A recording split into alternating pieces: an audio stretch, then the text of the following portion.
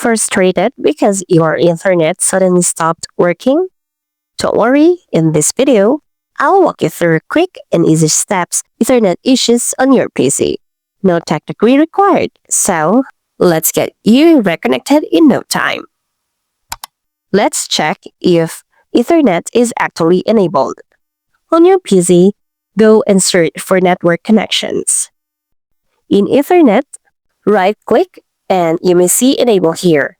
In my case, this is not visible as Ethernet cable is unplugged, since this is just a tutorial. But don't worry, you may still follow these steps. Now, once Enable is selected, right-click again and select Properties.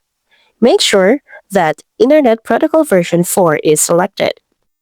Now double-click on it and be sure to select this option, an IP address automatically and obtain DNS server address automatically. Click OK and you're good to go. And that's it. One of these steps should get your Ethernet connection working again.